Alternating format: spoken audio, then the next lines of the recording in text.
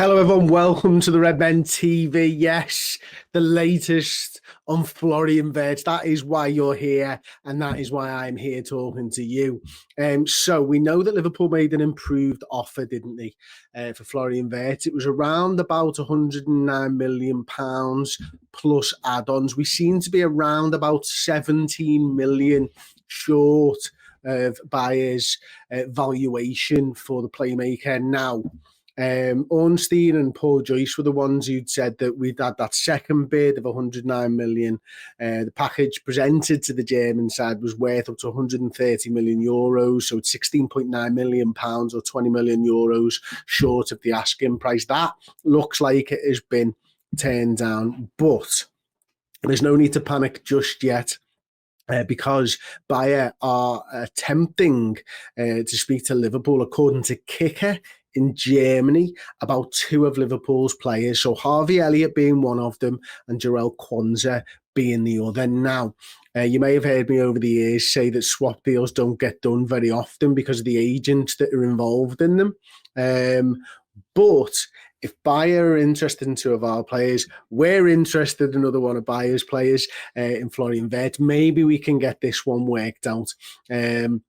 Obviously, Jarell Quansah and Harvey Elliott would go a significant way probably to switching out some of that dough that Liverpool have offered. I mean, Quansah valued by Liverpool Football Club around about £50 million. I'd guess Harvey Elliott will be valued around about £50 million himself. So I don't think Liverpool would have to put in their hand in the pocket too much for Florian Wirtz if those two players wanted to and Liverpool were willing to let them two go. Now, Harvey Elliott seems like a perfect player to use as part of this deal, doesn't he? Because they both play in a similar position. They're both creative sort of number 10s. Harvey hasn't had enough game time at Liverpool so far this season. Quansah equally not in the first team. Why I think it's a little bit more awkward with Jarell Quansah is I think Liverpool could potentially be creating a problem for themselves. I imagine that Jarell probably would have stayed around this season. Maybe someone like a Joe Gomez would have moved on after 10 years at the football club. So Jarell, I think Liverpool think very highly of him. I think he personally plays better on that left-hand side of the centre-back pairing rather than the right. I think he's a bit more of a sort of reactive rather than aggressive defender, wants to sit back and see how things develop rather than go front-footed and try and break attacks down at source. See that more as the Canate sort of role, see him a bit more like a Virgil van Dijk in the way that he wants to defend.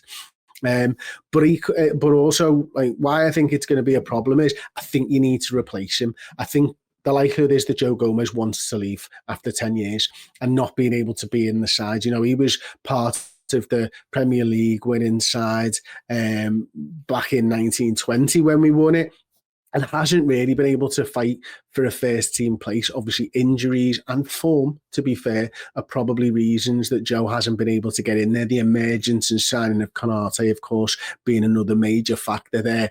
So I think he wants to go probably for pastures new, as they say. Now, if we get Jarell Quansah out of the football club, then I think Liverpool need to sign a centre-half. And how much do you actually have to spend to be able to replace Jarell Quansah? Well, it's probably 50 million quid. And again, that's another deal that probably doesn't need doing. I think that's why Liverpool would probably like a straight cash deal for Quansah, for Wirtz even. And then look where the market leads for the likes of Harvey Elliott and then see whether you actually want to sell Jarell Quansah. But Harvey sounds interesting. As I said before, it's a ready-made replacement probably for Florian Wirtz for Bayer Leverkusen. So that would kind of make sense. I wonder whether Liverpool will be going back to the table now. That's what we're hearing. Liverpool are undeterred and are ready to go back to the drawing board with Bayer and see what they can come up with. Maybe they will float the idea of Harvey Elliott as part of this deal, which would reduce maybe the amount of cash that Liverpool have to pay up front and actually over the course of the entire deal as well. Now, the rumours, if you believe everything on Twitter right now, is that Florian Wirtz may well be getting in a plane soon. Planes have been booked, private jets have been booked over to Germany, about half an hour away from where the German national team are congregating, and that flight is going into Manchester. So the rumour could be that Florian Wirtz will be flying in next for a medical, on the understanding that Liverpool and Bayer Leverkusen are going to get a deal across the line. So although it's not any closer, there is the understanding from all the journalists who are involved, Paul Joyce, David Ornstein, the fellas over in Germany and the women over in Germany as well, that a deal is likely to be done, and we could see Liverpool sign Florian Wirtz in the next few days. And again, rumoured that he could be flying in for a medical. I'm sure we're all eagerly awaiting one man's "here we go." I'm sure we are. There are other news though around Liverpool Football Club. We've got Caoimhin Kelleher to talk about. We've also got Kerkez to talk about. Now, fresh off the heels of Liverpool banking around 10 million quid for Trent Alexander-Arnold, promptly spending that 10 million quid on Jeremy Frimpong. We are now apparently advancing in talks for Milos Kerkez as well. But before we do that, we will talk Caoimhin Kelleher, because he's closing in on an £18 million move to Brentford. It looks like it's going to be around about 12.5 million up front, and the deal will be worth £18 million in total. Mark Flecken looks like he'll be joining by Leverkusen. My word, this is some kind of mad threesome, isn't it, at the moment? We're just trying to do everything we can for Bayer Leverkusen to get Florian Wirtz out of it. I wonder if there's a little bit, we'll accept a little bit less for things, just to speed this forward. Who knows? I jest, of course. But yeah, Flecken's going to be going over to Leverkusen by the looks of it, 31-year-old Dutchman. And Kelleher will cost Brentford 12.5 million and 18 up front. Now, we know how good Caoimhin is and has been for us, you know. He's too good to be a number two. He's a number one goalkeeper who's happened to play back up to the best goalkeeper in world football. And I really think he's probably a top 5 keeper in the Premier League. And I'm so grateful for him sticking around, to be honest, as long as he has done. I think he's been a great servant for Liverpool Football Club. He's probably a little bit pissed that Mamardashvili was signed last season, but I think Liverpool were planning for the future, and I think it was clever by Liverpool because they knew that Alisson would probably play next season as well, and that Kelleher wanted to move on. So as pissed as Kelleher probably was when Liverpool decided to sign Mamardashvili, it was the right decision by Liverpool to do that. Now, it's unfortunate because this is the best number 2 goalkeeper that Liverpool have ever had on their books. Certainly in my 42 years on this planet, probably all time, to be honest with you. I think Caoimhin is an absolutely fantastic footballer, you know, big part of us winning trophies, certainly the Premier League last season, you know, played a lot of games last season while Alisson was injured, and a big part of us winning a couple of Carabao Cups over the last few years as well, you know, winning penalty in one of them and stuff. So yeah, I wish Caoimhin all the best with his career.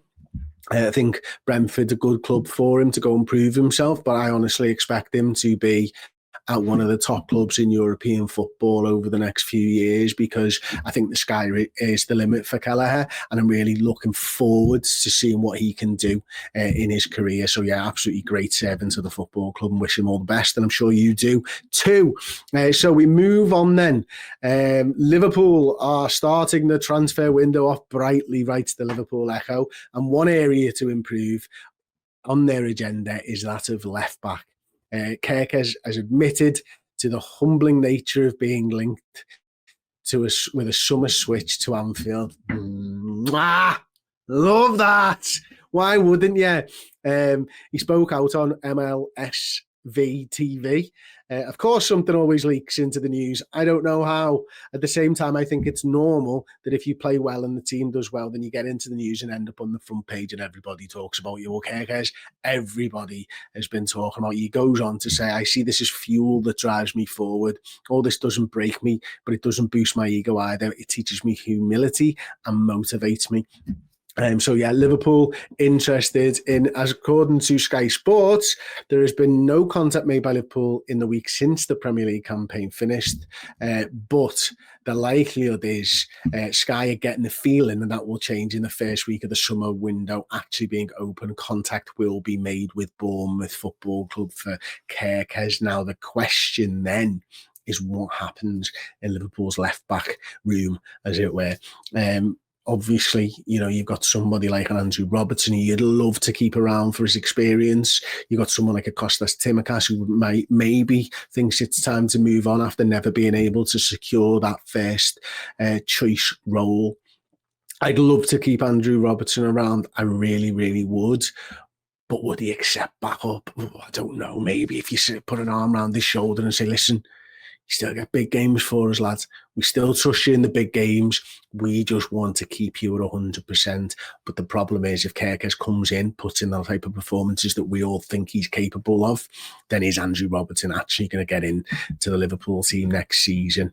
And is that a role that he would enjoy at this stage of his career? Because he's not done. He's not done and dusted by no any stretch of the imagination. This is a guy who I think can still put in 30, 35 games at the absolute top level next season at his age. I'm just not sure he can do 50, 55, 60 at the top level like in previous seasons. But ultimately, it's about improving your first team. And I do think that Kerkez does improve Liverpool's first team. So we're excited to see where this one goes. Let me know your thoughts in the comments section. We're taking a little bit of a step back this week. We're off this week, but I wanted to come in. I wanted to speak to you. I wanted to give you the lowdown on everything that's coming up, and I wanted to give you my opinions as well. So you'll probably catch me in the office a few times during this week. But yeah, thank you so much for listening.